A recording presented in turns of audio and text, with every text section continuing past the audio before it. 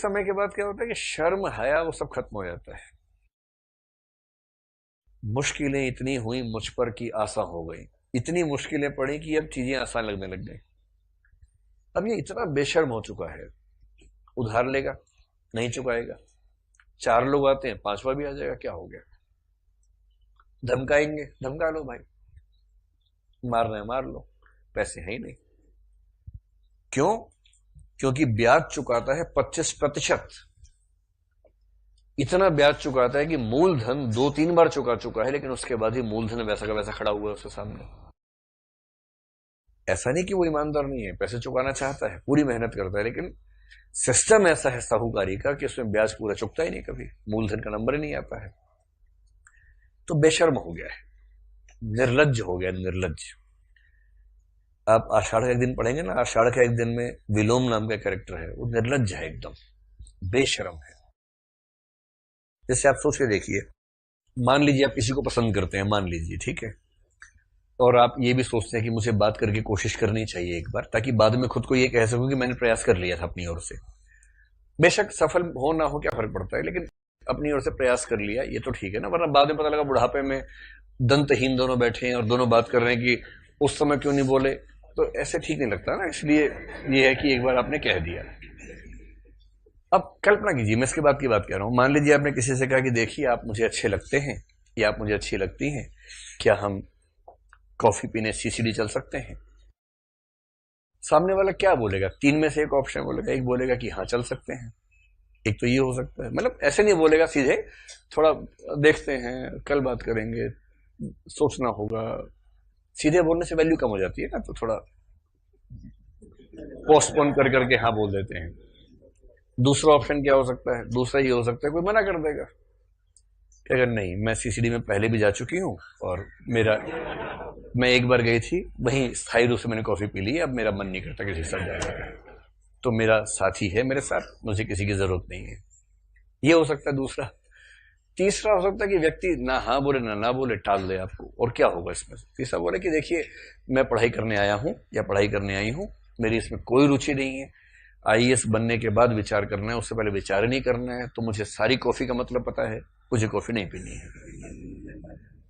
मतलब मैं आपको ये नहीं कह रहा हूं कि आप बुरे हैं या आप क्या हैं, मेरी अभी इस तरह की चीजों में ही रुचि नहीं है। आप में अरुचि की बात नहीं है, मेरी ऐसे प्रसंगों में ही रुचि नहीं है। यही तीनों उत्तर होंगे, और क्या उत्तर होगा?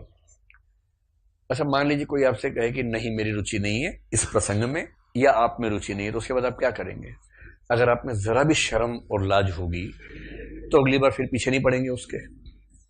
अगली बार वो सामने आएगा तो थोड़ा साइड से हो जाएंगे, ताकि उसको ये ना लगे कि पीछे पड़े हुए आप उसके। यही तमीज तो यही होती है ना। लेकिन कुछ लोग होते हैं विलोम टाइप के। ऐसा एक ना एक व्यक्ति आपने अपने जीवन में देखा होगा जरूर, क्योंकि हर जगह फैले हुए हैं ऐसे व्यक्ति। कोई किसी से इतना टूटकर प्रेम करता है एक तरफा, सामने वाला उसको बिल्कुल रत्ती भर महत्व नहीं दे रहा, पर ये अपनी भावनाओं का इतना मजबूर है, रोज सुबह सुबह भिक्षुक की मुद्रा में पहुंच जाता है कि क्यों आए हो भाई, मत आया करो, क्यों आए हो? नहीं मतलब वैसे गुजर रहे थे, हम तो यहीं से गुजर रहे थे। तुम्हें रोज इसी समय ऐसे क्यों गुजरते हो? मैं अलग अलग समय पे निकलता हूं या निकलती हूं, तुम रोज यहीं मिल जाते हो, ऐसे इतना संयोग कैसे हो जाता है? नहीं पता नहीं कैसे हो जाता है। फिर डांट दिया पे, देखो डांटो मत, मैं कुछ नहीं बोलूंगा तुम्हें, बस देखने दो मुझे। तुमको ऐसे पीस भी मिलेंगे, तुमको देख लेता हूं तो मेरा दिन ठीक गुजर जाता है, प्लीज मैं बुरा व्यक्ति नहीं हूं, प्लीज मुझे। इस तरह के लीचड़पना जो होता है ना, लुंज पुंज व्यक्ति होता है जिसकी रीढ़ की हड्डी खत्म हो चुकी है, आत्मसम्मान नाम की चीज नहीं है उसके अंदर, एकदम घिनाया हुआ व्यक्ति बोलते हैं, बिहार में बोलते हैं घिनाया हुआ व्यक्ति है, एकदम घिन आती है, लेकिन वो अपनी भावनाओं को मजबूर है। बचपन तो याद नहीं आ रहा अपना? अपना ही याद आ रहा है बचपन, कोई बात, किसी और का याद आ रहा है, ठीक है। तो कई लोग इस अवस्था में चले जाते हैं, उनमें दया आती है, गुस्सा भी आता है, दया भी आती है, लेकिन अब कोई चला गया तो क्या करें? आत्मसम्मान खो बैठा एकदम, जैसे दिव्या ही आत्मसम्मान खो बैठी है कि मैं सीरो की सहपत्नी बनने को तैयार हो गई अंत में। वो क्या है, आत्मसम्मान खत्म हो गया, जबकि प्रेम में आत्मसम्मान तो बचा रहना चाहिए ना। तो विलोम गया है मल्लिका के घर। मल्लिका युवती है, उसकी मां अंबिका है। मल्लिका कह रही है तुम यहाँ क्यों आए हो, एकदम गुस्से में। शुरू में आदमी प्यार से मना करता है, मत आया करो, ठीक नहीं लगता है, पढ़ाई पे ध्यान दो, क्या रखा है इन बातों में। फिर आ गया। 3-4 बार के बाद क्या होगा, क्यों आते हो, 2 दिन बाद क्या होगा, दरवाजा भेड़ देंगे जोर से, उसके बाद दरवाजा मारा कस के। यही तरीके है ना, और क्या तरीका है, धीरे धीरे आप अपना एक्सप्रेशन खराब करेंगे। विलोम इतना बेशर्म है जितना होरी उधार के मामले में है। वो घर के अंदर घुस गया। मल्लिका कह रही है क्यों आए हो यहां पर, कह रहा जानता हूं तुम मुझे पसंद नहीं करती हो, पर मैं तुम्हें पसंद करता हूं, और मेरे यहां होने के लिए इतना काफी है। जानता हूं तुम मुझसे नफरत करती हो, किंतु तब भी मेरे यहां होने के लिए इतना काफी है कि मैं तुम्हें पसंद करता हूं। इतना घिनाया हुआ आदमी है।